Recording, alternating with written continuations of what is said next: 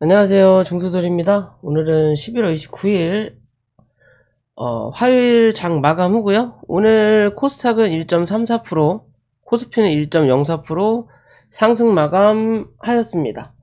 어제 영상에서 말씀드렸죠? 오늘 혹은 내일 월봉 만드는 30일은 반등할 거다. 그죠? 그 흐름을 그대로 만들어냈고요.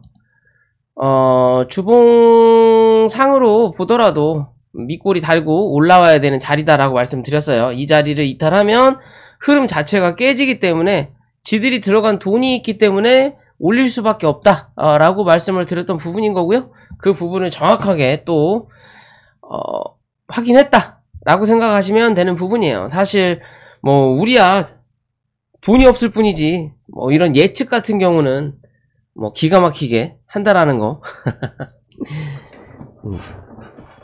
그죠? 돈이 없어야 돈이. 어찌됐든 반등은 했고요. 그 반등으로 일단 코스피가 이 갭자리를 어느 정도는 메꿨어요. 요번에 빠졌고 여기에 대한 갭자리를 메꿨으니까 이제 내일이죠. 월봉을 만드는 내일 이 2440포인트 기준으로 위로 올라와서 2450포인트를 확인할 거냐, 아니면 다시 한번 2425포인트를 지지받을 수 있는 역할을 만들어 놓을 거냐예요. 결국엔 올라왔던 요 계단을 한 단계 더 확인할 거다라고 보시면 돼요. 지금 계단을 이런 식으로 이제 만들어야 되는데, 요렇게 지금 올라오다가 조금 더 튼튼하게 밑바닥을 공구리를 칠 거냐, 아니면 한 차례 다시 올려다 놓으면서 자리를 잡을 거냐의 관점이에요. 이해되시죠? 뭐 주봉은 지금 당장 나올 자리가 아니고요. 월봉의 기준인 거잖아요. 그럼 그런 흐름을 만들어낼 거냐예요. 사실 내일이죠. 2450포인트 위로 안착하고 끝나면 12월달 조금 더 좋은 흐름 기대해 볼 수는 있다. 대신 좋은 흐름이라고 한다라는 건 미친듯이 날아간다라는 소리가 아니고요. 그나마 하락하지 않고 위에서 뭐 할 거다? 버텨낼 거다라는 관점으로 보시면 돼요. 2450포인트 위로 안착하면 2400포인트 위에서 12월달을 보낼 거다. 그렇지 못하면 재수없는 흐름이 재수없으면 한번 나타날 수도 있다 라는 기준으로만 생각하시면 된다라는 거고요.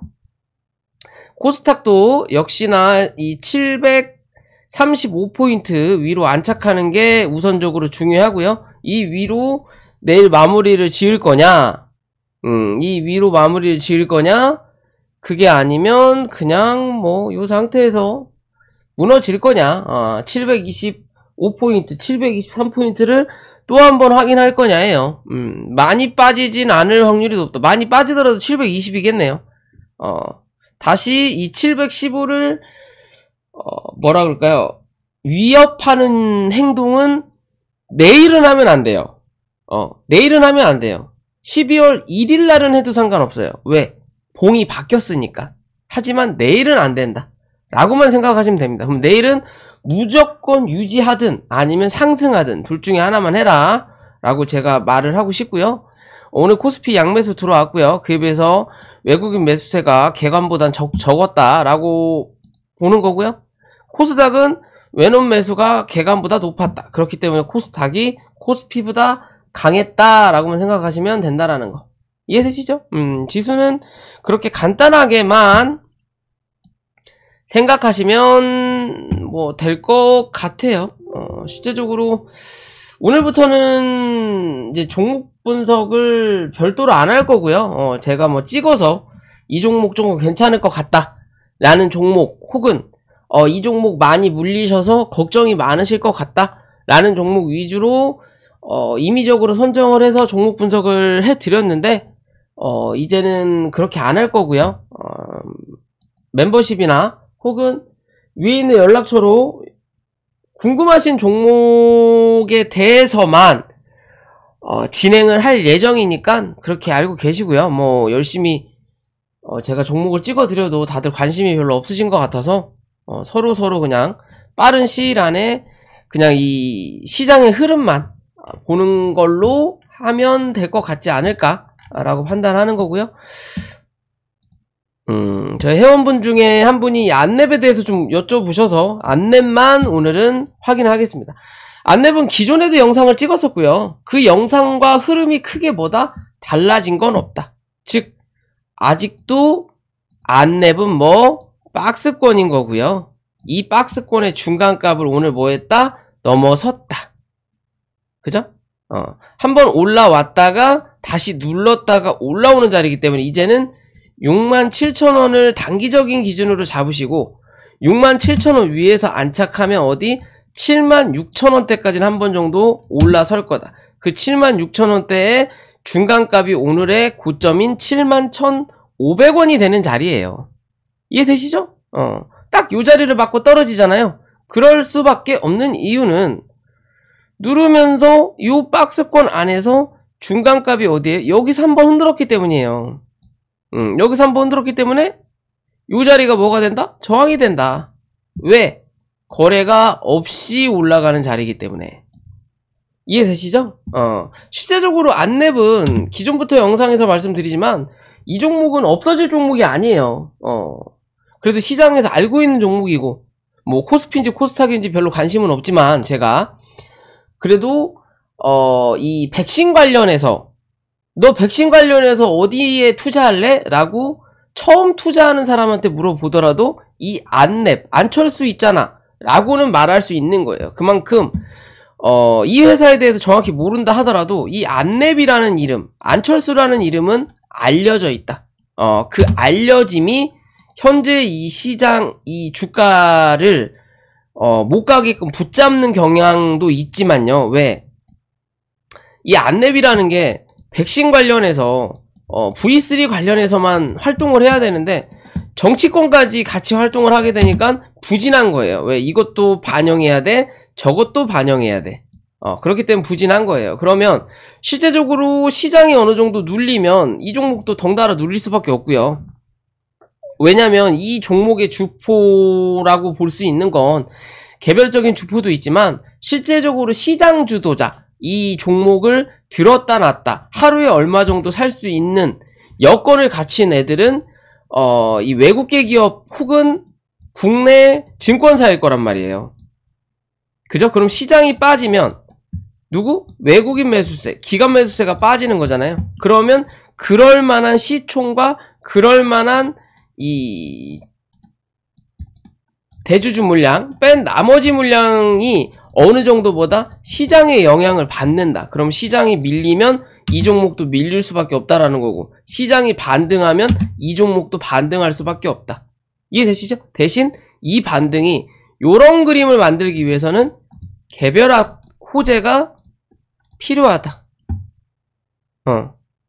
안랩의 호재 혹은 안철수의 호재.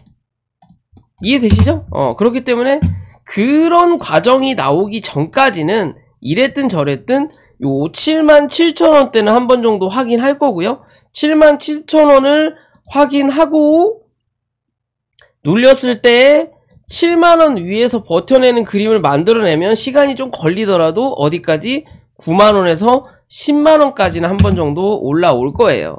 그 이상의 흐름은 말씀드린 개별 호재가 필요한 종목이다 라고 보시면 됩니다. 그죠? 얘는 시간이 오래 걸리고 안철수가 뭐 정치권에 입문을 했던 그때 이후부터 뭐다? 끼가 있다.